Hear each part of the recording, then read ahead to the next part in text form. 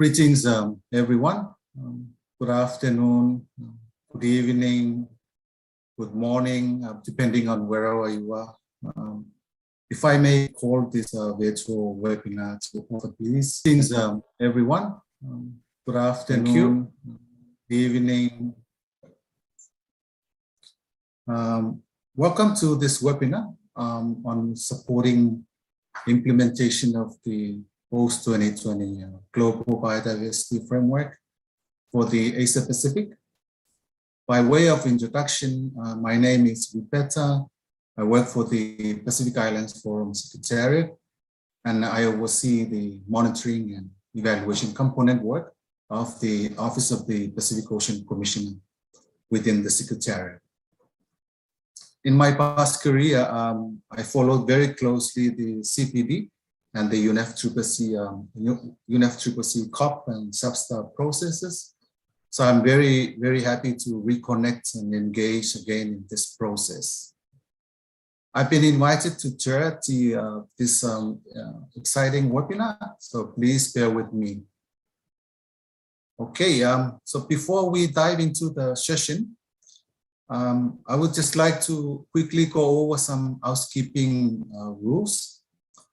Firstly, we would like to notify you that today's session will be recorded and will be later made available on YouTube. Your microphone will be muted, your camera will be turned off during the webinar. And if you would like to comment or ask a question, we invite you to please type it in the chat function throughout the session.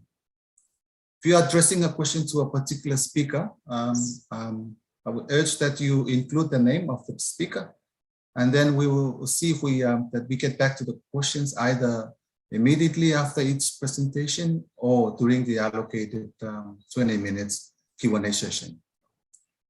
For any other technical issues, please just direct message Rola Mac.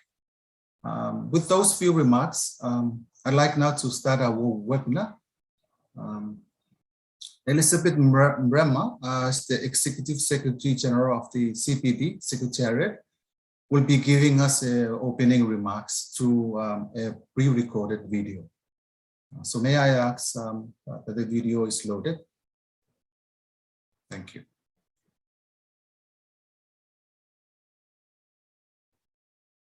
Ladies and gentlemen, it is my pleasure to address you today.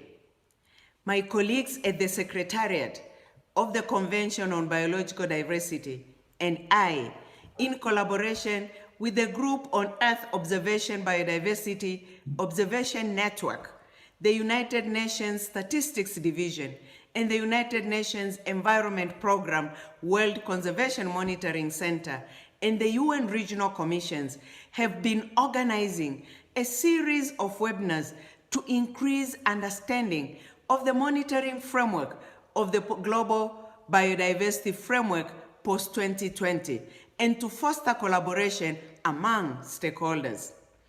I would like to extend my sincere appreciations to everyone involved in preparing and organizing these webinars. As has been expressed by many countries, organizations, throughout the process of developing the post-2020 framework, effective monitoring will be crucial to its success and in ensuring that we will collectively achieve the goals and targets in both the framework as well as the 2050 vision for biodiversity. Indeed, one of the conclusions of the Convention's two previous strategic plans is that progress has been impaired by our limited inability to effectively monitor the implementation in a timely manner at both national and global level. This lack of monitoring information has in turn limited the extent to which biodiversity information can inform planning, reporting, reviewing, and decision-making. Effectively monitoring progress, both nationally and globally, in the implementation of the post-2020 Global Biodiversity Framework will not be an easy task. The current draft of the framework addresses a range of issues spanning from conservation, sustainable use, access and benefit sharing, to resource mobilization and other means of implementation, traditional knowledge, and engagement. We will need to find ways to effectively monitor all aspects of the framework. While this task will be challenging, I'm confident that together we can rise to this challenge. There is already a wealth and knowledge, expertise, resources, and tools on which we can draw and further build upon. The discussions we are having here today and others like it are key in helping to bring these different avenues together. Ladies and gentlemen, our path to phase 2 of the 15th Conference of the Parties incoming and the adoption of the Post-2020 Global Biodiversity Framework continues to evolve. As we enter the final stages of our journey, let us continue to be ambitious, learn from the past challenges, and ensure that we make the best use of the different tools and platforms that already exist to monitor the implementation of the framework and further build on this. I hope you will all enjoy today's webinar. I would like to thank again UNEP-WCMC for organizing this session. Additionally, as always, my team at the Secretariat and I stand ready to support you on our collective journey to the Conference of the Parties 15 and in our combined efforts to implement its outcomes, monitor progress, and enhance actions. Thank you.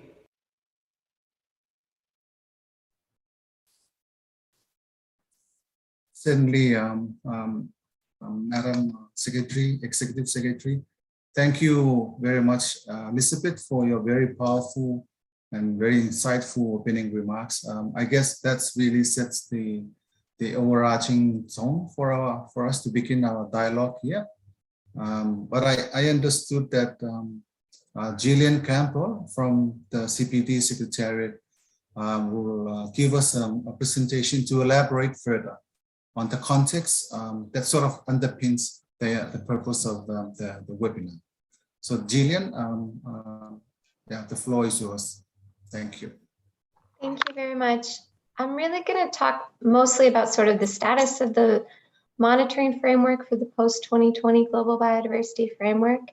But I want to say, as we're coming into this webinar, that I think that the tools that are being discussed in the webinar are useful for countries to consider in order to improve their monitoring, regardless of the decisions that are made in the context of the post-2020 Global Biodiversity Framework.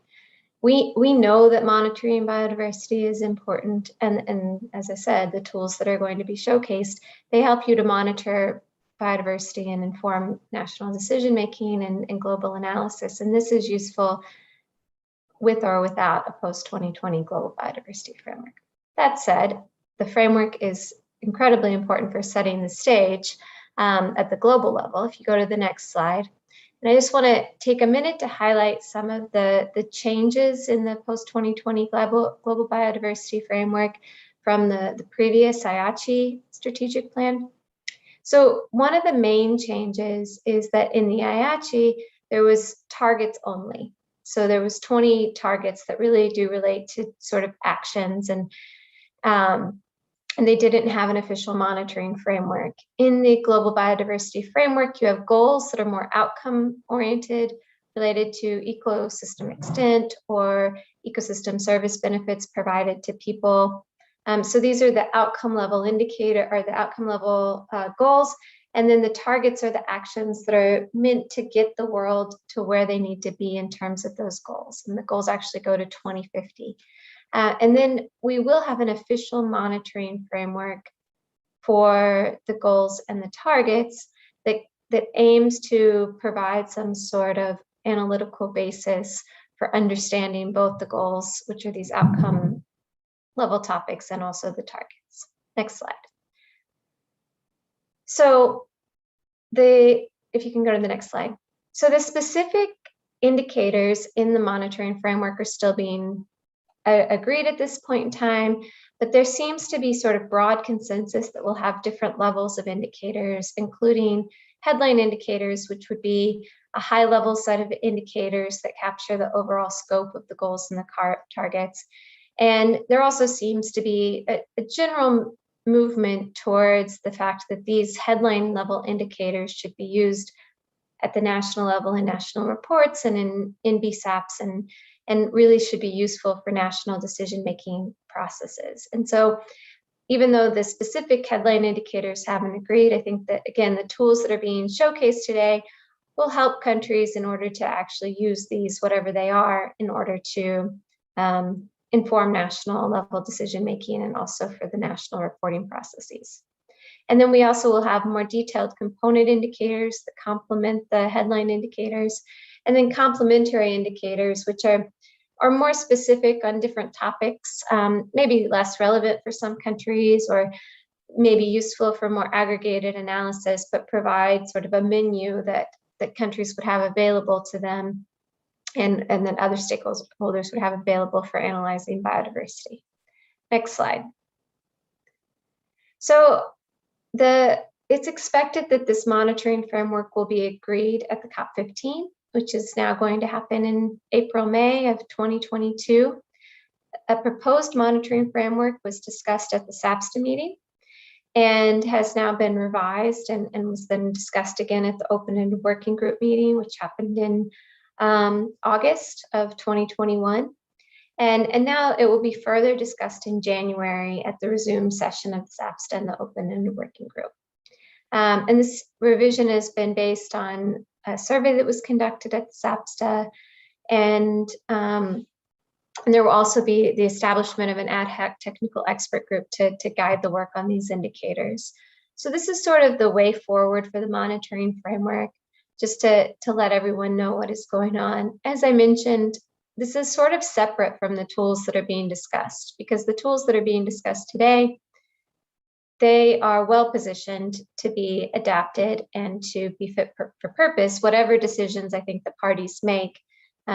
This is more just a way to let parties know, and other people participating in this workshop, that there are available tools that will be there to support the movement towards the monitoring of the post-2020 global biodiversity framework in whatever form it takes.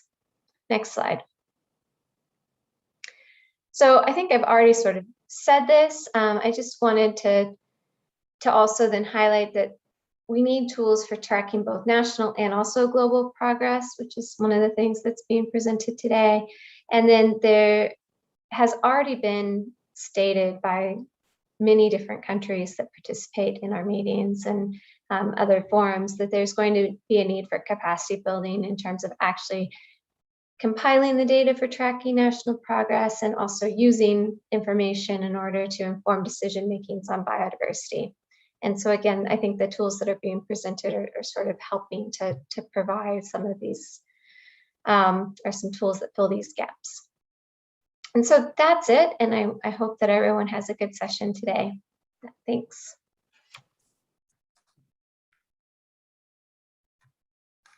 Thank you very much, Jillian, for your presentation.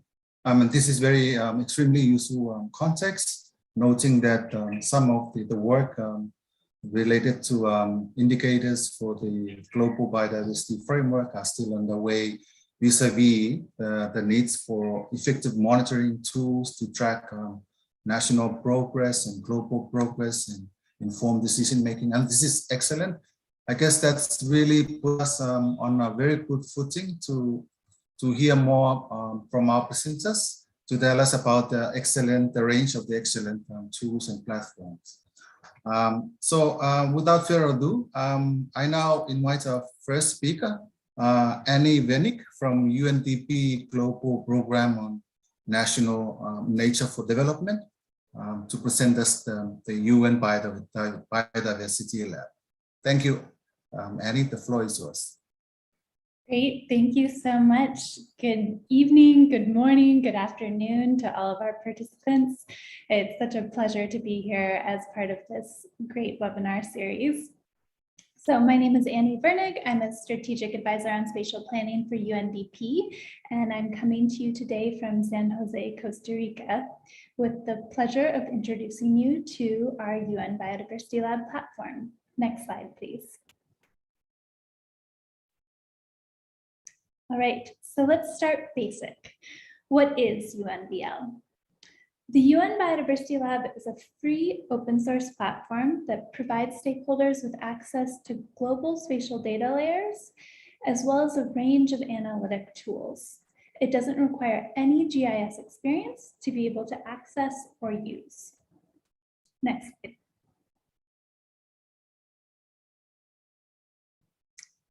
We created UNBL just over 3 years ago, specifically to support parties and their commitments to the CBD with a focus on the 6th National Report. With the initial launch of the platform, we challenged countries to double the number of maps between their 5th National Report and their 6th National Report, and they succeeded.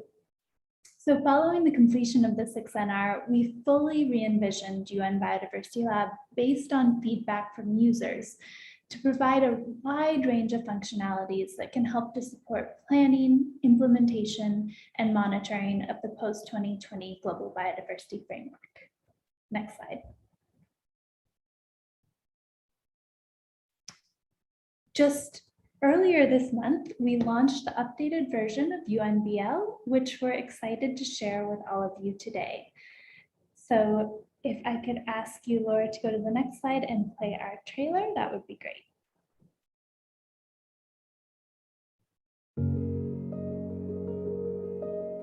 From the streets of New York City to the heart of the Amazon, maps help us understand how our changing planet is affecting our lives. Maps help us see where nature is thriving and where it is being destroyed. Spatial data help decision makers put nature at the heart of sustainable development by helping them identify essential ecosystems that help us secure water, feed more than 7 billion people, avoid natural disasters, keep carbon in the ground, and sustain more than 2 billion livelihoods. We, at the United Nations, together with our partners, are excited to launch the next iteration of the UN Biodiversity Lab. We have updated the UN Biodiversity Lab with new data and new functions to help decision makers put nature at the heart of development. To access more than 400 cutting-edge global data sets, including the world's first 10-meter resolution land cover and land use map. To explore popular data collections that unlock the power of data on key thematic issues and that provide insights on how and where action is needed most. To create a secure workspace where you can upload your own data to generate your own insights on the intersection of nature, climate, and sustainable development. To calculate dynamic indicators such as deforestation, showing the state of the planet at the click of a button. To generate your own powerful maps that can guide local and national action for nature, climate, and sustainable development. Powered by Microsoft's Planetary Computer and supported by more than 30 data providers, the UN Biodiversity Lab provides novel insight that is essential for putting nature at the heart of sustainable development. Our goal is to enable everyone to harness the power of data, to equip policymakers with powerful tools to make more informed decisions on nature, and to be able to monitor the pulse of our planet. Join us. Start exploring today at unbiodiversitylab.org.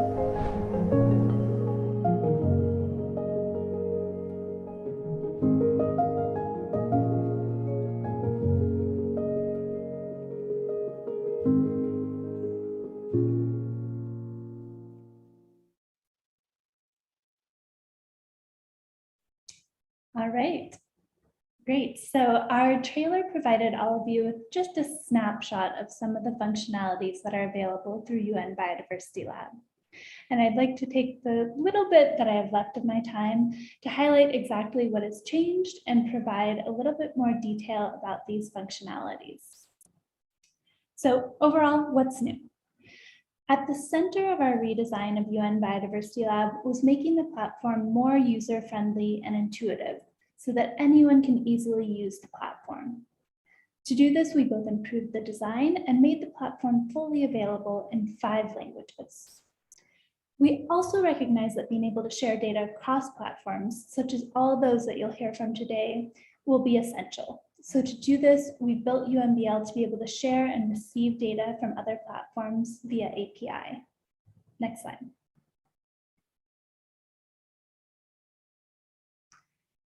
In our redesign, we also sought to enhance functionalities that were previously at the center of our offering and to provide new functionalities based on user needs.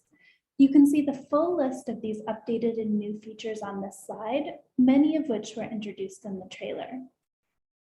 I don't have time to go into all of these today in detail, but I just want to highlight 2 things here. First, our secure workspaces, which offer the ability for countries to upload their own national data and really support what Jillian was introducing around the global and national monitoring frameworks, and our analytics, which enable you to calculate key metrics for any area of interest. Next slide. So you can see these 6 features laid out a little bit more visually here. I'm happy to take any questions about any of these, but I'll skip over this for now and go to our next slide. All right, so I've thrown a lot of information at you over the past few minutes, and I want to pause and get input from all of you.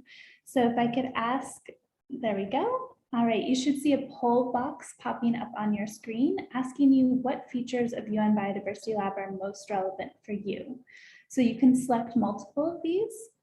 You have the option to select access global data layers, access customized collections, view dynamic metrics for my country, create a secure workspace, create maps, map my country's essential life support areas, or something else. Tell us in the chat. So I will give you a couple more minutes. And then once we're seeing some responses start to come in, if you could share back the poll results.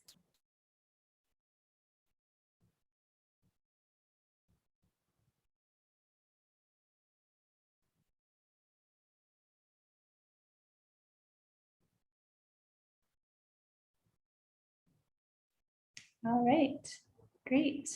So it looks like we're seeing that view dynamic metrics for my country and create maps and map my country's essential life support areas are all coming in at the top. Great, thank you so much for your input. All right, next slide.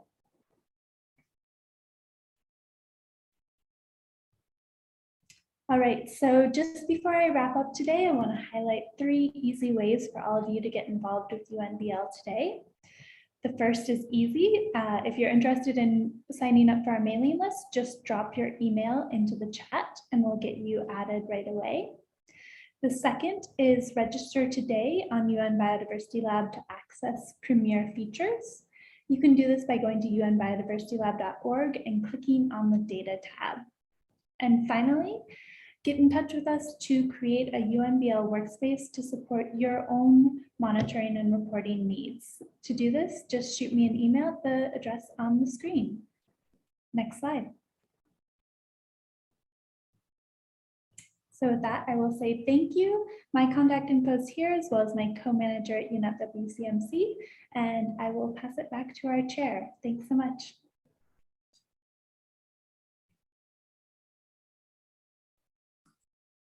Thank you very much, Annie. Wow, that's very amazing tool there.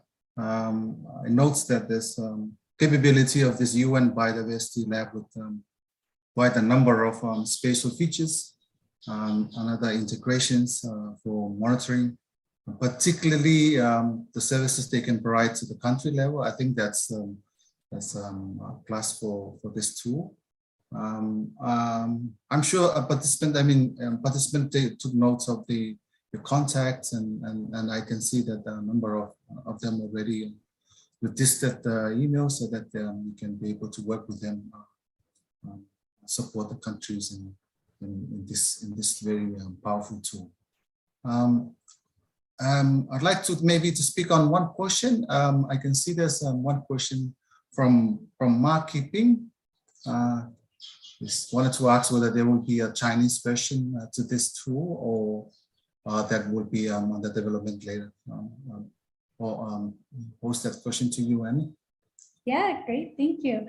That's excellent to know that there's interest, and that's something that we'll definitely take into account and see what we might be able to make possible in the future. Certainly, and I guess let's wrap up first presentation. Thank you again, Annie. Now I wanted to move on to our next speaker. Our second speaker is Sarah Ivory from UNEP-WCMC. So Sarah will present us on a target tracker approach. So yeah, we're ready to listen to you, Sarah. The floor is yours. Thank you. Thanks, Roberta. Can you hear me okay? Yeah, okay. Yeah, okay. Perfect. So hi, everybody. It's great to have a chance to speak to you all today. As Roberta said, my name is Sarah Ivory. I'm a Senior Programme Officer at UNEP-WCMC, where I've supported global and national indicator development and use for a little over 9 years now. Today, I'm going to talk to you about an approach for tracking progress towards the post-2020 Global Biodiversity Framework. Next slide, please.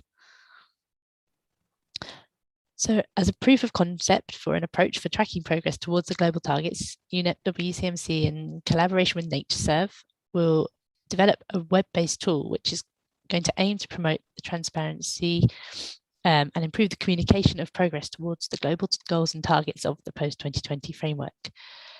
This tool will be based on the monitoring framework for the post-2020 framework, whatever form it takes once it's agreed.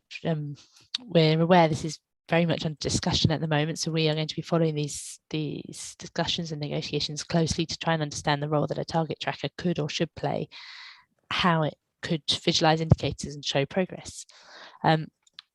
It's very much a user-centered design, and as well as following these discussions, we are going to be consulting with users throughout its design and development.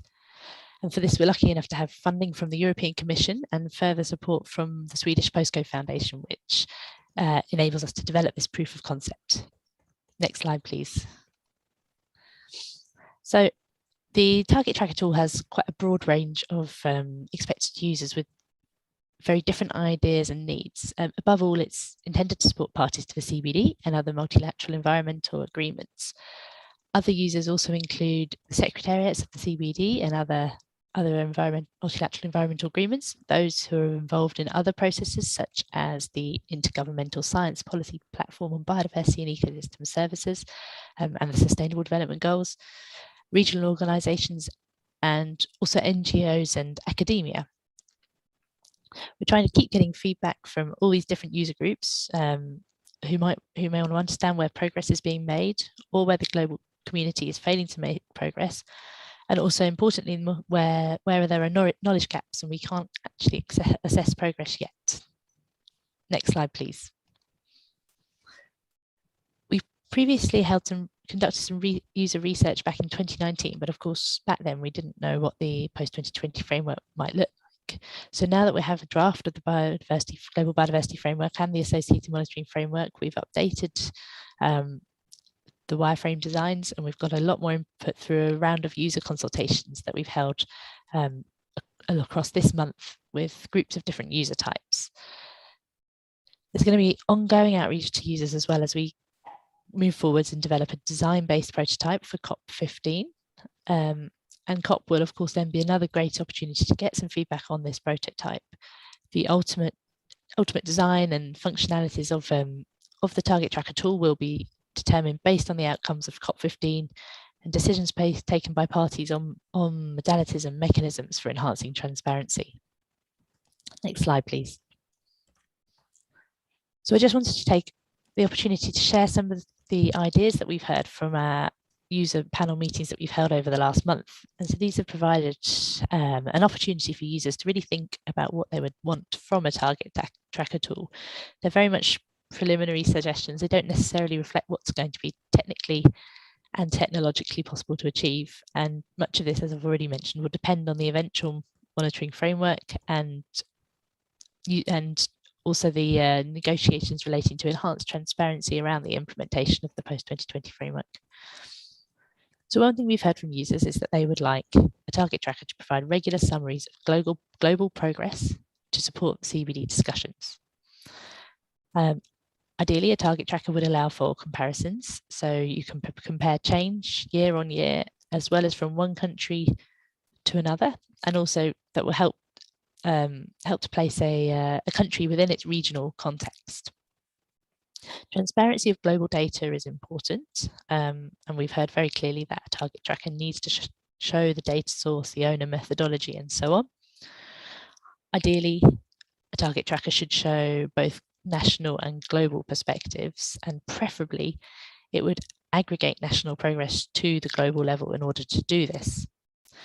And we've talked a lot with our users about using global data, and in particular disaggregating it to show national progress. And on the whole, we've heard that the users feel that disaggregated global data is extremely useful, especially when no national data exists, but it's not always optimal and not always completely reflective of national situations for all indicators. So countries may prefer to use their own national data where this is possible. Another important point for us to take on board is that a target tracker should not be too reliant on high bandwidth and should allow users with low bandwidth to access and use it fully. It should, of course, show progress and how far we are from the target.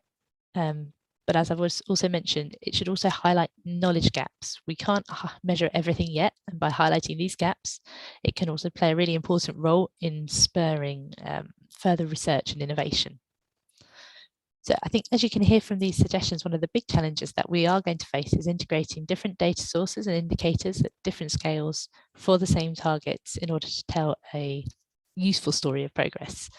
There are also real technical and technological challenges of aggregation that might be faced for many indicators, and of course we recognize that there are different viewpoints in the negotiations on the use of global data, and in the future greater emphasis might be placed on national data as national monitoring systems are further developed. So we're going to be keeping a careful eye on the discussions to try and understand how this target tracker tool is best placed to support this. Next slide, please. So that's actually everything I wanted to say today. We really are just getting started with this, but it's clear there's a lot of enthusiasm and interest for having a tool that can show us in as clear and an up-to-date way as possible how the global community is doing in implementing the post-2020 framework. So we're looking forward to moving this forwards in a way that's as useful for parties and other users as possible. And if anyone wants to know more or be involved in any future user research, then please do feel free to contact me directly. I think you can see my email address on your screen right now. Thank you. Thank you, Sarah, for that very clear overview of this target tracker approach. Yeah, I noted that there's been a lot of thoughts and efforts put into setting up this very interesting concepts. The work is still ongoing, and yeah, we certainly heard that you guys will be aligning it more with the new global biodiversity frameworks and user needs. So that's excellent. I guess it would be very interesting to see how this shape up in terms of the final design, the visual outputs, other functionalities. I'm very sure, I'm confident that it will be one of the important tools to track progress of the countries. I'm trying to see whether there's any question for you on the chat. Otherwise, yeah, I don't see any question. Maybe we'll move on to our next speaker. Thank you again, Sarah. If the participants, if you have any questions, please post them to our Q&A. We will raise them to our speakers. Now I'd like to move on to our next speaker. I welcome our next speaker, Mike Gill from NatureServe, to give us a presentation of national and regional biodiversity dashboards. The floor is yours, Mike. Thank you. Great. Thanks so much, Chair, and good morning to everyone. So as Sarah mentioned, actually, NatureServe's supporting UNEP-WCMC on the development of a target tracker, but we're also working with national and regional partners around the world to build customizable and replicable biodiversity dashboards. And the following provides us a brief overview of the work that we're doing in partnership with national and regional partners. And the focus really is on blending and building capacity for national data and regional data, and blending that where relevant with global data and indicators. Next slide, please. So what's our niche? First click, please. Our focus, as mentioned, is really getting getting into working specifically with national and regional partners and strengthening their capacity to streamline biodiversity assessment, target tracking, and conservation planning using their own data. As Gillian mentioned earlier, that's a big focus coming out of the negotiations, is really to focus on building that national capacity. And we're really trying to do that in partnership with national partners to figure out repeatable ways, kind of going from a bottom-up approach to build that capacity. Next click, please. Our dashboard users include national agencies, regional organizations such as the Arctic Council or the Association of Southeast Asian Nations, who themselves conduct biodiversity assessments, track SDGs and CBD targets, as well as conduct conservation planning. Next bullet, please. And our focus, as mentioned, is really primarily on national and regional data holdings. So we focus on bringing to life that data first and foremost, and where relevant, integrate that with global data. And our approach is really to establish using specific data standards, global data standards, and create repeatable workflows that structure that data to indicator process. Next bullet, please. Key functionalities that we're focusing on is including the ability to scale data and indicators from the regional to the national to even watershed levels, as well as overlay data to support assessments and planning. And as mentioned in all the previous talks, of course, any of the consumers of these platforms want to know what the source is. And so we put the metadata at the user's fingertips. And we're also focusing on building customizable country profiles to allow policymakers at the national scale track key metrics for their country and compare them with others and with the region. Next click, please. And finally, we see our new line of dashboards as extensions to existing and forming national and regional biodiversity observation networks from GeoBond. We use Esri ArcGIS Online and leverage that partnership. And we really take a user-driven approach. So before we start building these, we go through a process to assess essentially what are the core needs, and we build these platforms to address specifically those needs. Next slide, please. And so where are we working? Well, our new line of dashboards started with a collaboration in Southeast Asia. If you could click on that, please, with the ASEAN Center for Biodiversity and the ASEAN member states. We're also working in the tropical Andes. So if you could click again, please, on a tropical Andes observatory dashboard. Next click, please. We're working in the Arctic with the Arctic Council to bring to life Arctic data holdings through an Arctic biodiversity dashboard. And next click, please. You probably won't be able to see that very well, but we're also working in the Bahamas to build a dashboard to support improved marine protected area management. And it's worth noting that we're working on establishing 5 more national scale dashboards with partners around the world. And as part of that, we're in discussions with both Esri and the Global Partnership for Sustainable Development Data to see how we can actually leverage our experiences and the lessons that we're learning in collaboration with national partners to build a national indicator reporting toolkits that streamline national reporting. These toolkits will include that user design process, indicator reporting frameworks, data to indicator workflows, as well as template dashboards, training, and more. So let's have a quick look at some of our dashboards. Next slide, please. So this is just an example from the ASEAN Biodiversity Dashboard. and showing the ability of these dashboards to explore spatial relationships, such as the extent to which threatened species occurrences are found within ASEAN heritage parks and intact forest landscapes, as well as other spatial layers. Next slide, please.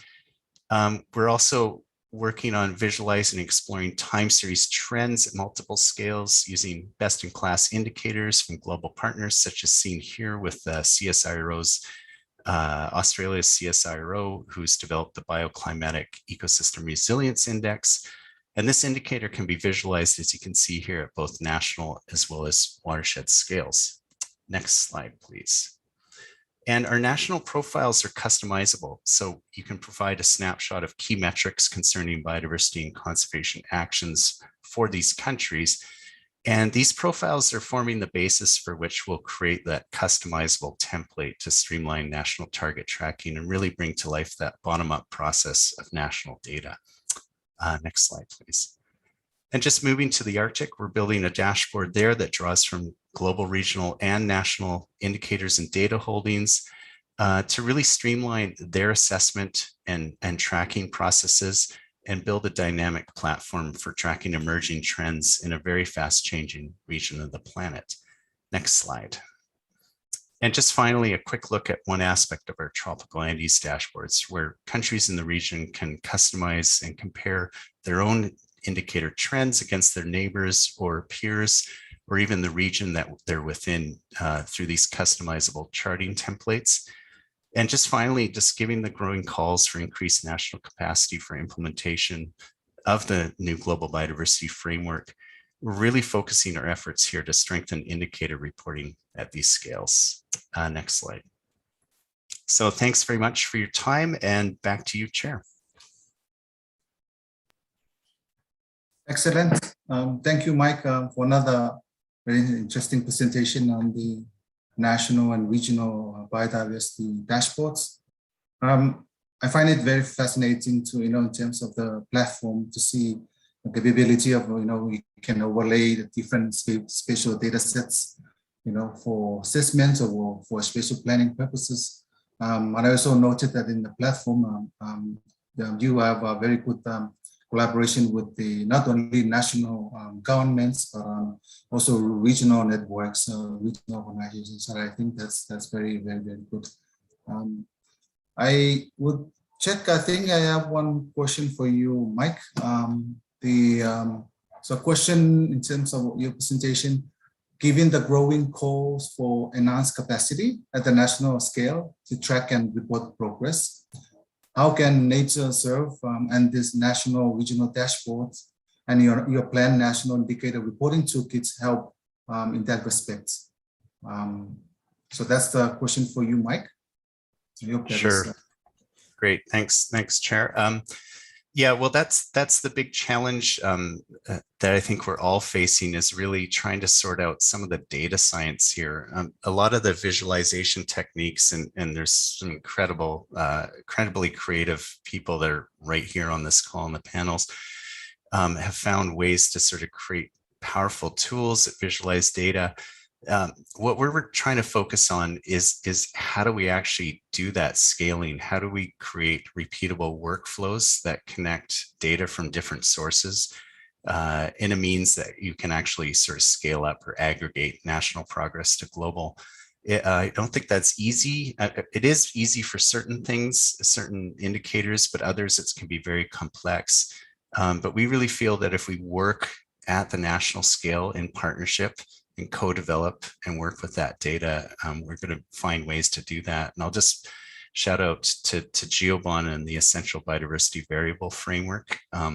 That's something that we use to sort of stitch together these national data holdings to do that. So that I think is critical for us, is to really build on the great work already in terms of the negotiations in the new global framework, where we're seeing headline indicators. And as Sarah mentioned, it's not just a matter of disaggregating global data sets, but we need to find ways to sort of work from that bottom up and build them up from the ground to the global. So thanks very much.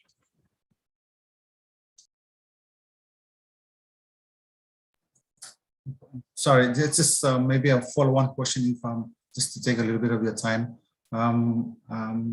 I think this question is, any plans to do work in the Pacific, given that the dashboard seems to cover ASEAN and some of the parts of African and other regions, but the Pacific, do you guys have any plans to do that?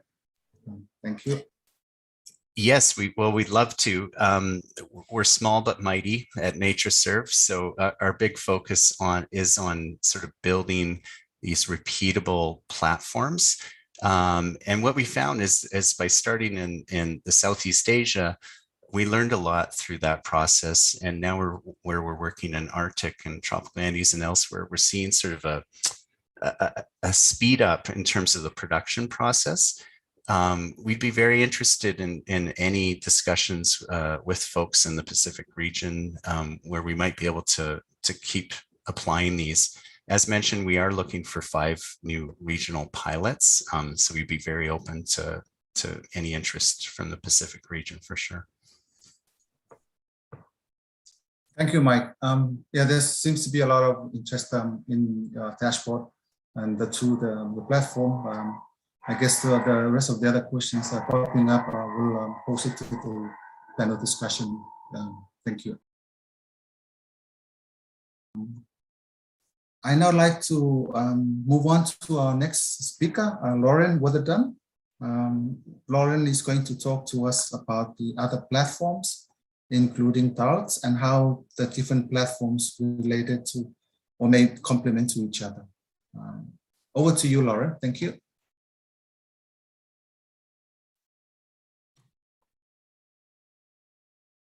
Excellent.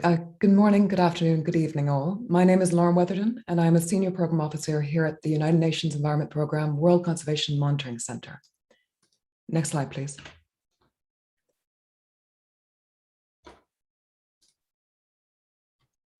At this point, we'd like to take a step back to recognise that the products that we are presenting here today are not exhaustive of all platforms available to support the post-2020 implementation. And there are numerous data flows and information that inform these platforms, including national data from state and non-state actors. And some of the platforms that we were discussing already are part of these processes, while others are emerging to fill gaps in support. The aim is ultimately to illustrate examples of platforms that are available to complement and support national efforts at different stages of monitoring, reporting, and implementation. These platforms should also operate alongside dedicated capacity buildings and support to countries. And the challenge as we see it moving forward is really to see how we can best identify and connect data, indicators, and platforms to more efficiently support action towards the post-2020 implementation. Next slide, please. For instance, another useful tool within this landscape is the Data and Reporting Tool, or DART, which provides fully functional, secure national working spaces for parties. DART was developed to help address some of the challenges of streamlining national reporting, with the aim of enabling reporters to organize, share, and maintain their documentation for reporting. DART is not an additional reporting obligation, but rather intended as a tool for knowledge management at the national level. Next slide, please. And within this landscape, DART has identified 3 main users. The national reporters that I mentioned, who are able to organize and reuse biodiversity information, parties who are able to systematically curate and secure long-term institutional knowledge, also facilitating transitions between strategic plans, and the MEA secretariats themselves, who would receive more robust and timely information on implementation. And these functionalities are to be further developed in consultation with parties during phase 3 of the DART, which will focus on interoperability with other tools. And more information, quickly to note, can be found on the website here or during the upcoming DART webinar. Next slide, please. So DART is one of the tools within this landscape of platforms that UNEP-WCMC is involved in. And this diagram is an illustration of how we are beginning to frame our understanding of the existing and the potential interoperabilities that could occur between these platforms to better support parties. As you can see here, each of the platforms fills a particular role across the different stages of planning, monitoring, reporting, and implementation. For example, Protected Planet is a mechanism for reporting on and monitoring progress towards area-based targets, while UN Biodiversity Lab, as presented earlier, focuses on planning, prioritization, and implementation through spatial data and maps. And the Target Tracker, as we heard, may also focus on monitoring. So there are also many other platforms that are not represented here that are currently or will soon be part of this landscape across the national, regional, and global scales, as the previous presenters have noted. And this diagram is very much just one way of being able to visualize this landscape and could be reframed from different perspectives. We are very keen to broaden this mapping of interoperability so that we can enhance connections across the tools and platforms to reduce duplication of effort and also to create consistency in terms of data and reporting. And we would also, I think, as Mike mentioned, with the repeatability, we'd like to ensure that these efforts are iterative so that with national data, we can help to lead to improvements in the global data that are available. Next slide, please. We also recognize that lots of investment has been made in these platforms and tools, all of which have, we hope, has been demonstrated, fill specific roles across this ecosystem. And in order to maximize the funding that's available to support the system as a whole, we need to look at the efficiencies within the system to link these tools and to thereby more effectively support implementation of the overall framework. And this could include enhancing flows of data between platforms to reduce reporting burden or to strengthen access to complementary resources that are available. The ambition is ultimately to build a more complementary, better understanding of the landscape and how this, as I mentioned, ecosystem of tools might better support post-2020 implementation in the coming years. We would invite and welcome information on parties' needs and priorities, and in particular where the institutional gaps are so that we can better bring together a system that meets these needs. Next slide, please. And finally, just a point around the national capacity building to be able to collect and manage institutional data, which is critical to the delivery of the biodiversity framework. Within this interoperable landscape, global data are also useful resources to fill our gaps in knowledge, as I believe Gillian mentioned, and they help to complement the available national data. Data such as the World Database on Protected Areas or the IUCN Red List of Threatened Species are compiled in collaboration with local and national data providers, which means that they're both globally consistent and useful for indicators, while also being applicable at the local and national level. Other data from remote sensing, for instance, can provide snapshots of environmental condition and change and offer timely and cost-effective ways of being able to complement the in situ data collection process. And so in summary, I think ultimately that we're looking for a federated system of tools to support different stages of monitoring, reporting, and implementation, so that alongside different types of global, regional, and national data can help to provide us with a more complete picture. Next slide, please.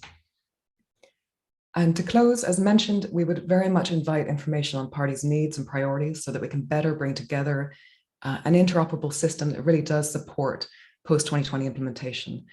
And with that, I would like to thank you very much for your attention and to turn it back to the chair. Thank you, Laura. This is a very good presentation. I think your points on the synergies and interoperability of the different tools and platforms is one that should be very well noted and supported moving forward on this issue. I like the idea of having this kind of the landscape for all the tools where you can then be able to see how the different tools fit into planning or implementation and that landscape. So it's like a menu of all the tools. Yeah, and then I think the countries, this is something that need to be supported. Countries probably keen to follow through this work closely in the future. Just to check, I think there's one question for you, Lauren. In a complex system of data and tools, how do you see such interoperability being achieved in practice? So that's very spot on question. It's trying to achieve. Yep, over to you. Indeed, thank you very much. I think the answer is very much around a combination of partnerships, technology, capacity building, and investment across scales. Really, I think harnessing opportunities to be able to respond to the needs of parties that allows for better integration, designing, I believe, as Mike had said, from the bottom up, will allow us to ensure that these products are better suited, better adapted to the needs of users. I appreciate it is often quite a complex landscape to understand how all of these things nest and fit together. And unfortunately, I think there's been many attempts, but having a one platform that solves all these issues isn't feasible, and indeed, I believe wouldn't be ideal either, because the more you integrate features and needs into one platform, the more you meet none. So we are very much talking about how do we harness the important work that's being done across scales, particularly local, national scales, and then linking and complementing and supporting them through the work at global scales to as we continue along the capacity building and the support to fill these gaps in knowledge. So it is indeed complex, but I think that technologies, and again, I'm aware that many of these conversations have already begun, including among those that you've heard from today. So I am optimistic, but yes, it is quite it will be quite an exciting challenge in the coming years. So thank you very much. Certainly, fully support the course, and all the best to the work moving forward on this. Okay, let's move on now to our final speaker. Our speaker is Nicholas McFarlane. He will be presenting to us about the contributions from Nature platform. The floor is yours, Nicholas. Thank you. Thank you, Chair. Hello, everyone. My name is Nicholas McFarlane. I'm a senior scientist and program manager at IUCN. Many thanks for the opportunity to speak with you today about the Contributions for Nature platform. The Contributions for Nature platform was officially unveiled by IUCN Director General Bruno Oberle in his report to the Members' Assembly on the 8th of September at the World Conservation Congress. Now, as you may know, for more than a decade, IUCN has had a mandate to operate as a one program across its members, national and regional committees, commissions, and secretariat. However, to date, there has been no mechanism to allow IUCN's members to document what they plan to contribute towards the program. The establishment of the new IUCN program, Nature 2030, approved by IUCN's members this February, provides the mandate to establish such a mechanism as a digital platform, now called Contributions for Nature. And that's what I'm going to speak about today. Next slide, please. Now, because both nature itself and actions to conserve nature vary so enormously around the surface of our planet, Nature 2030 establishes that this platform should be a spatial one, allowing IUCN constituents, and in the future, potentially also other non-state actors, to document the actual places where they intend to implement conservation or restoration actions over the coming decade. These spatial data are then combined within the platform with existing global high-resolution metrics of the potential contributions towards global goals for nature represented by these places. Phase 1 of the contributions platform includes two such metrics. The first is the Species Threat Abatement and Restoration, or STAR metric, derived from the IUCN Red List of Threatened Species, to measure potential contributions towards global biodiversity goals, specifically for extinction risk reduction. The second is a metric of carbon sequestration potential, derived from the Restoration Barometer, to measure potential contributions towards global climate change mitigation goals, specifically for nature-based solutions. By extension, it also therefore documents potential contributions towards the post-2020 Global Biodiversity Framework and the Paris Agreement, and then Sustainable Development Goals 13 on climate and 15 on life on land. In Phase 2, IUCN will explore incorporation of additional underlying data to allow documentation of potential contributions towards global goals for other dimensions of nature, such as freshwater and marine biodiversity, ecosystem services, and so on. Next slide, please. A first stage in the development of the Contributions for Nature platform was, of course, a consultation of the IUCN membership to understand needs and constraints at a finer level of detail than would be reflected in the IUCN program itself. This was conducted through an IUCN membership questionnaire circulated in March 2021, generating responses from more than 100 IUCN member organizations from all membership categories and all statutory regions. The contributions for a nature platform will actually comprise 3 distinct but interrelated modules, respectively for data entry, validation, and visualization. The first of these, the data entry module, is now in the testing stage. The landing page for this data entry module is, of course, a logon screen like this one. Next slide, please. Now, once a user is logged in, they are taken to a screen offering a range of different mechanisms for documenting spatial data about the place in question, reflecting the diverse responses which we received on this subject through the membership questionnaire.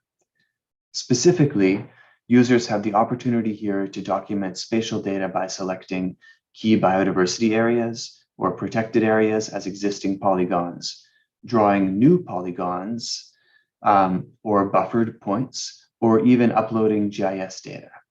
Once the spatial data documenting the contribution in question have been entered, the user can then provide information associated with this contribution. Users can then add associated documentation describing the contribution, what threats are being abated and what kind of restoration is being conducted, the name of their contribution, the dates for which it is anticipated to run, the total budget of the contribution, the funding needed, and the number of female and male staff as direct beneficiaries. They can also upload photos or documents such as funding proposals if desired. Next slide, please. While work on the validation module of the Contributions for Nature platform is just beginning, we do already have in hand draft wireframes for the visualization module, the public interface for the platform. As with the data entry module, the backbone of the visualization module is maps for displaying potential contributions both individually and in aggregate. Next slide, please. Here, the potential contributions made by the places in question towards global goals for reducing extinction risk are documented by the species threat abatement and restoration metric. And likewise, the potential contributions towards global goals for climate change mitigation are documented in terms of carbon sequestration. It will also, of course, be possible to filter or aggregate potential contributions in a range of different ways. For example, by country or region to facilitate gap analysis, by IUCN membership category or constituent type, by type of conservation or restoration action underway, or by date. The broadest level of aggregation, of course, would encompass all potential contributions documented, thus the overall aggregate potential contributions of IUCN as a union. This could in turn be documented through to peer platforms, such as the Sharm el-Sheikh to Kunming Action Agenda platform for biodiversity, or the Najka platform for climate change. Next slide, please. So that's a fairly brief intro. Thanks so much once again for the opportunity to present these plans for the Contributions for Nature platform to you today. If you would like to learn more, please visit the relevant page on the IUCN website, available through the QR code on the upper left-hand corner of this slide. Thank you again, and back to you, Chair. Excellent platform. Thank you for taking us through this system, Nicholas. But the fact that this platform even designed a system, a module to invite direct inputting of data and polygons for conservation areas or species status from IUCN members, other organizations, I think that's a very brilliant idea. Yes, very, very interesting initiative, and I enjoyed listening to it. No doubt this will be used for the countries and other partners. Just to check on whether there are questions for you, Nicholas. Okay, so there's two. Bear with us. First question is, how do the contributions documented in the Contributions for Nature platform relate to the goals proposed for the Post-2020 Global Biodiversity Framework? So that's the first question. Thank you, Chair. So it's a good question. But I mean, obviously, the global biodiversity framework will only be agreed in Kunming in 2022. But based on the current draft framework, the contributions for nature platform will document potential contributions towards Goal A, in particular, its components and milestones related to species, and targets is 1 to 8. It will also document potential contributions towards the Paris Agreement and towards SDG goals 15 and 13. Thank you. I think there's sort of a follow-on question to that, Nicholas. I guess this regards to the data. So will the users be able to download the contributed data to the platform, or they just only visualize it? And if the data is not downloadable, will the metadata or contact information from those data contributors be provided? What's the protocol, the envisaged framework for that? What do you? Yeah, thank you. It's a good question.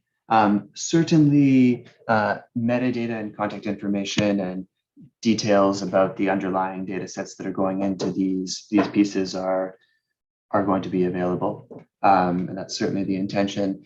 In terms of downloading the data itself, the contributions that are put into by the members, the plan is for them to be able to access them themselves. In terms of sort of downloading aggregate data and how that might function, that's a piece that's still being explored at this stage in the development. Okay, thanks very much again for presentation, Nicholas. I guess now we marks the end of all the presentations, and we will move on now to Q1a session. Okay, that's just to introduce how we're going to approach this. I suppose given the constraints with limited time that we have, and also obviously just to avoid the traffic of interventions, we will ask that you send in all your questions. I know most of you have already submitted your questions, and then we will then treat those questions facilitated from our end to the speaker or panel when it concerns everybody. So what's our sincere apologies for not giving you the opportunity to do your interventions. But I believe this is the, I guess, the efficient way to have this rapid dialogue, one-way dialogue on the issues that we can discuss. So now let's just dive into the questions. Let's see what we have in store for the panel.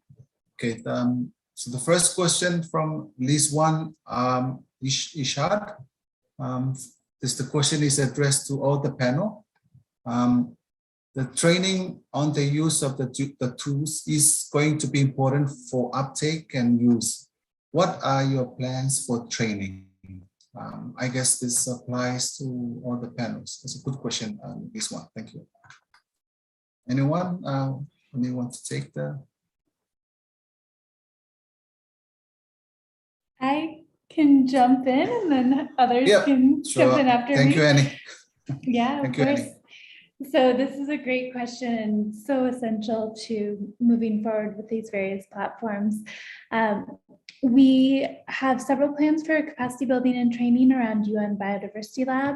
The first will be launched in January of next year. We'll have a micro course available on the global policy framework in UN Biodiversity Lab through Learning for Nature, and I can drop the information into the chat. And we're also partnering with NASA to offer an advanced training on UN Biodiversity Lab that will be in Q1 of 2022. So if you want information on either of those, please drop your email address into the chat, and we'll make sure that the notification gets out to everyone on our mailing list, and look forward to other opportunities to offer capacity building and training. And I'll drop some links of existing training materials we have into the chat for everyone. So over to others for your responses. Thank you, Annie. That's excellent. I'm sure participants would like to register themselves if they are keen to follow your training. Up to other colleagues.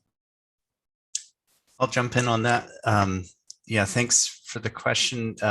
One area that we want to focus on our training is not just on how to use the platforms that we're building, but actually how can local or national level practitioners build indicators with various data sources. So we're sort of going through a process of learning by doing, by creating these workflows. And as we build them with partners at the national scale, we're creating basically cookbooks, if you want to call them, where you can find ways that you can actually mix different sort of what we call core or raw biodiversity data ingredients together in different ways to build different outputs, and that includes time series indicators and so forth. And what we're finding as we work at that scale to do that, while the needs and the issues to address within any given region or nation vary, the fundamental sort of building blocks or those core ingredients of biodiversity data tend not to change too much. And so I think there's some hope there where we can start to create those recipes, especially under the sort of auspices of the post-2020 global biodiversity framework. As the headline indicators settle, we'll need to find ways that we can sort of empower the national experts to build those indicators with their data. Thanks. Thanks, Mike. Yeah, that's excellent. Cookbooks are usually very handy. Sarah, yeah, see Sarah. Thank you. Just to add from the perspective of the target tracker, training is something that we'll be building in as we develop the tool. Every functionality that is included in the tool is going to need some kind of training around it, but also particularly around actually using and interpreting what it shows in the right way. So it's not the point we've got to yet, but it's something that's going to be built in inherently with it as part of moving forwards and developing it. Thank you, Sarah. Nick. Thank you, Chair. Just a quick one from the contributions for Nature platform side to say that yes, training is up and coming, in particular for IUCN members as the platform sort of coalesces more.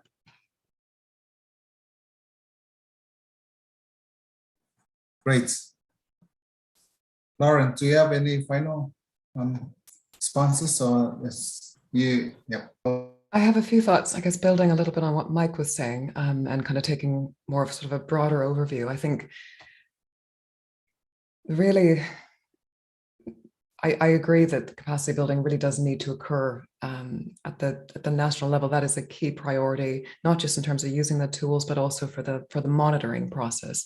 And I guess it's something that comes to mind in particular is that we often talk about the investment in these tools and platforms and the need also to invest in national capacity building. And I think the two really go hand in hand, because as much as I definitely think that we do need to strengthen investment in national capacity building, we also need to ensure that we are able to level the playing field a little bit, because capacity building is occurring at different rates globally. We have very pressing concerns in the next, even the next few years, let alone the next decade. And I think these tools all help to fill those gaps as we are working towards that national capacity building, because in the absence of those, we are left very much with an uneven landscape. And so I guess that would be my addition to that, but thank you.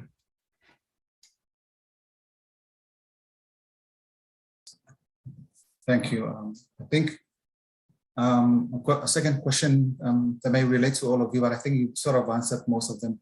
But this is with regards to not only training capacity building, but I guess as you mentioned, Lauren, with regards to leveling the playing fields, that might require assistance with funding, investments. What are some of the thoughts? What are some of the plans that you guys, what different organizations might be able to come and assist countries with the funding or investments in that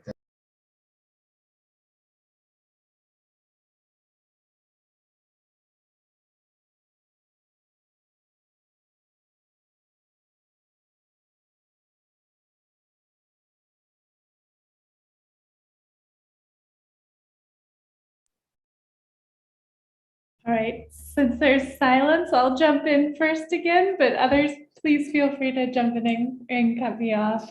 I think from our side, UN Biodiversity Lab is really developed through joint support programs between UNDP and UNEP to support countries in their work around CBD, both to develop their national biodiversity plans and around national reporting. So I think we would like to work with countries to position this within the next round of support to countries and their commitments to CBD, and see how this can support or enhance existing national efforts.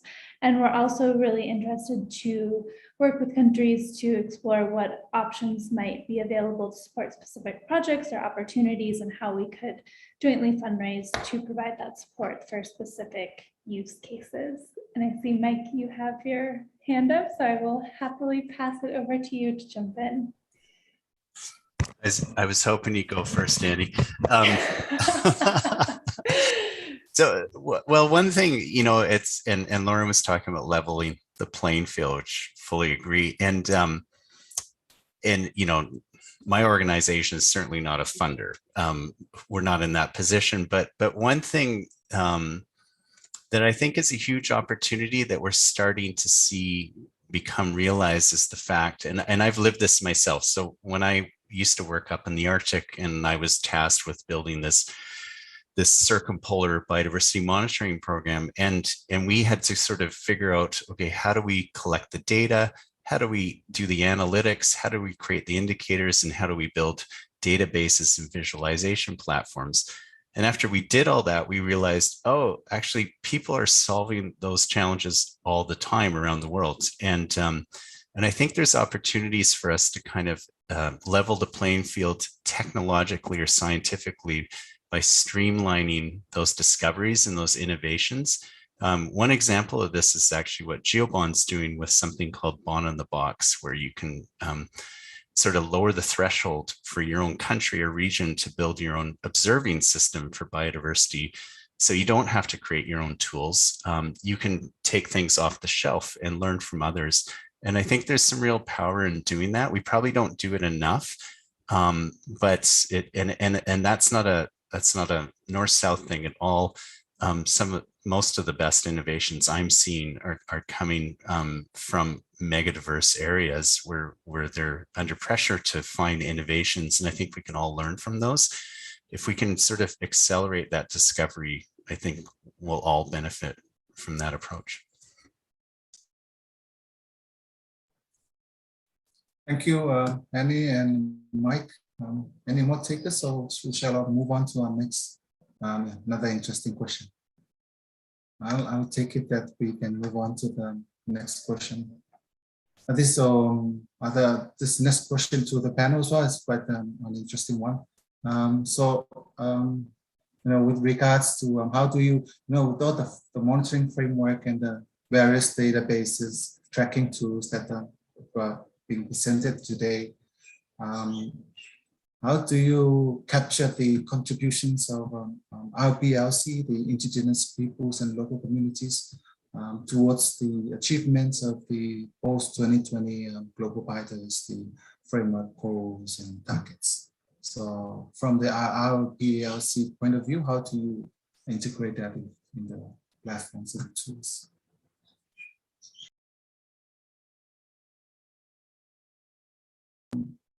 Nicholas, yeah, I see your hand. Yeah, thank you. Sure, thank you, Chair. I can jump in quickly on this one to say that the Contributions for Nature platform is being designed for all IUCN members, including Indigenous peoples organizations, and in terms of local communities and other types of subnational governments. One of the resolutions passed by the members at the World Conservation Congress was to include different types of subnational governments as IUCN members in their own right, and so it'll be available to them as well coming up. Thank you. Lauren, I think I see your hand. Thank you. Thank you. I guess as mentioned earlier, there are many platforms within this landscape, and one that comes to mind that is relevant in this context is the Indigenous and Community Conserved Areas Registry under the Protected Planet Initiative. And I think it's a really good demonstration of how this can be done well in terms of data and information submitted by Indigenous and local communities that then feeds upwards into global reporting. So I again think that there's many things that we can learn from, and I'm very pleased to see the efforts that have been done so far. But definitely, I look forward to hearing my colleagues' comments. So I'll hand over to them. Thank you, Laura. Yeah. Okay, over to Sarah. Thanks. Yeah. So just from the target tracker's perspective, I think it will primarily depend a lot on how the different knowledge systems are reflected in the monitoring framework as a whole. But there's, I think, a huge potential value that could be added by finding a way to integrate this within the target tracker. It's something we need to work out. It brings with it challenges that we're already facing around integration of data from different sources, and different scales, but a huge amount of potential value added. So it's something that we will be looking at really carefully over the coming months. Thanks. Thank you, Sarah. Annie? Thank you, Chair. So I think Sarah and Lauren have touched on some great points, and I won't duplicate those, but I'll just say that we're exploring how our private workspaces on UN Biodiversity Lab can support Indigenous people and local community groups to be able to upload their own data, to create a shared repository and determine what they want to share and able to report up to CBD, or to share with their national government to report into the CBD processes, and exploring how we can directly support those different groups on their own terms to contribute that monitoring data. So I think there's a lot of really interesting avenues there, and I know Mike and Jillian both want to comment more, so I will stop there. Thanks, Annie and Mike, and I can say after Mike, Jillian. Thanks. Yeah, this is really important, and something that we're certainly applying in the Arctic, where the Arctic Council has been working hand in hand with Indigenous peoples across the Arctic on traditional and ecological knowledge. So there is some streams of information and knowledge that we're building into our platforms because they're there, and it's very much a bottom-up approach.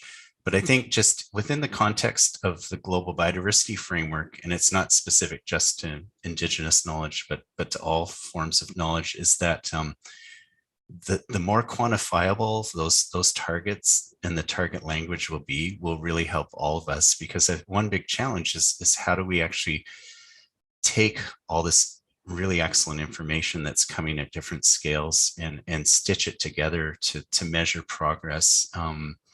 And we can we'll be able to do that a lot easier if those targets are worded really carefully so that they can be quantifiable. So that's my plea to all the negotiators out there. Thanks. That's very, very, very important point, Mike. Yeah, Jillian, over to you. Thanks. I was just going to come in and mention that in terms of the actual monitoring framework and the and how parties see this, that there also are indicators already related to IPLCs. There's specifically indicators related to Target 21. So just in terms of the official monitoring framework, this is not something that's being forgotten by the parties, and there's already indicators in the framework that will capture some aspects of this. Additionally, there's indicators related to traditional knowledge that relate to Target 19, which is the target on knowledge. And it's trying to, in the current draft of the monitoring framework, there has been an attempt to weave IPLC indicators across the framework, or indicators that are relevant for IPLCs across the framework, including on ABS. So I just wanted to say that, I mean, aside from the tools this is an issue that's already being taken quite seriously in developing the post-2020 Global Biodiversity Framework and the monitoring framework. Thanks for that, Gillian. That's very illuminating. It's good to know from the Secretariat, the negotiation point of view, this issue. Colleagues, perhaps just to throw one last round of question, and then we throw this Q&A to a close. So the final question to the panel members comes from a colleague from the Pacific, Hans Wendt, IUCN.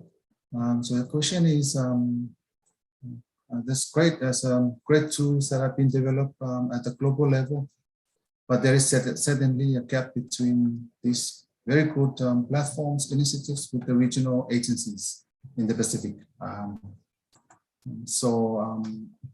With that, the mandate to support the countries, is there any plan to work with these regional agencies who have also developed a number of tools and platforms? So that's the question, and any takers from 4 panelists with that question?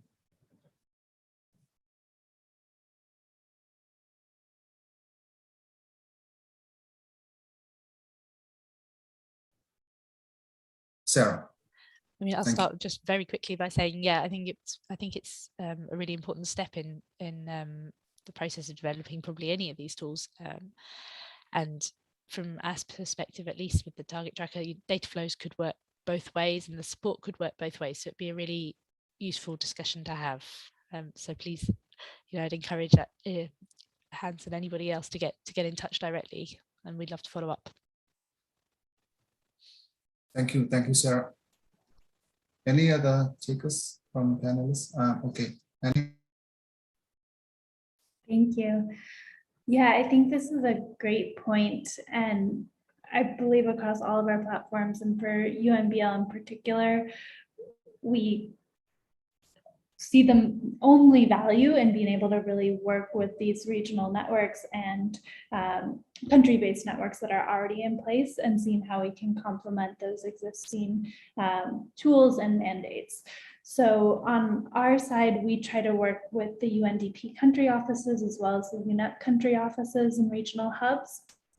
In the Pacific, we previously worked a little bit with the Biopalma Regional Hub and SPREP, but this is something we'd really love to explore more with you. And if there are key regional actors that are working in the Pacific that you couldn't recommend that we should be liaising with and exploring how to build better partnerships with, we would love that advice to make sure that we can better support the region as we move forward with the post-2020 framework. So quick response there, and I'll leave it open to my fellow panel members to jump in. Thank you, Annie. Thanks. That's very useful. Yeah. Nicholas, you take your hand? Yes, absolutely. Just very quickly to say a very similar thing from the IUCN side, for the contributions for Nature platform, this engagement is largely driven through the different IUCN regions and country offices there, but absolutely. And once again, please feel free to reach out or put your email in the chat, and we can follow up and see where we can go. Thank you. I guess it's also the same goes the same to the ASEAN region as well, to more collaboration with the other agencies and regional networks. Panels, I think we're a little bit over our time. I think I will probably call this Q&A to a close now. So thank you very much again, all our presenters, for your insights, your very productive discussions, and succinct and informative presentations. Also, I would like to extend my thanks to all participants who contributed to this webinar through your questions and your engagements and tuning this entire session. Yeah, for those whom their questions did not get answered today, I'm pretty sure you captured the contact of all panelists, and I encourage you to reach out to them the same also for the panelists to other colleagues. I guess this is where I think my role as a chair, comes to an end here. Lauren, what they've done from UNEP will provide a quick sum up in terms of the main substantive points transpired from the webinar. But before I give it the floor, just to do that, I think I would be a remiss of me not to thank all the organizers. You know who you are. UNEP-WCMC, Secretariat, CBD, GeoBond, UN Statistics Division, or IUCN, all the other partners, the other presenters. Thank you for preparing and convening this very interesting webinar. Thank you all. And I leave, I guess for me, my takeaway is that I will leave this webinar with certainly a lot of more food thoughts on this important topic, supporting the monitoring implementation of the future global biodiversity framework. So thank you very much again for a very illuminating webinar. With that said, Lauren, I give you back this webinar. Thank you. Thank you very much. Thank you very much, Chair. And my many thanks just to echo to everyone for joining us on this last suite of, last of the suite of webinars on platforms and tools that may be used to support the post-2020 implementation. As the Executive Secretary noted, the need for parties to monitor implementation of the post-2020 framework is critical for us, critical for its effectiveness in achieving the vision of living in harmony with nature by 2050. We also heard that in support of whatever the decisions that are made by parties at COP15 in relation to the role of these tools, the tools represented today can be used to monitor, plan, review, and report on implementation of the framework moving forward. This webinar is also a step towards a dialogue with developing those tools, platforms, and knowledge products, and to help us to consider how these tools may be used at national, regional, and global scales to support this implementation.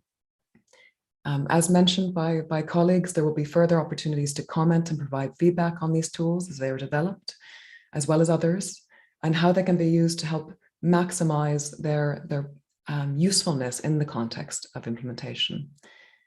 The team providing these webinars will continue to engage with parties throughout this pathway to COP15 and in the follow-up period to enhance the development, and we will be in touch to answer any of the questions that we did not have time to cover in the session today.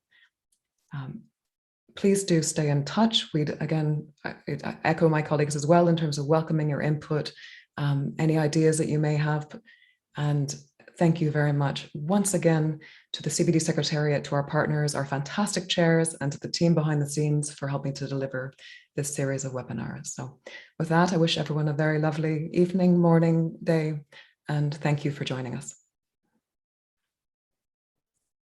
Thank you. Let's bring to a close. Thank you very much.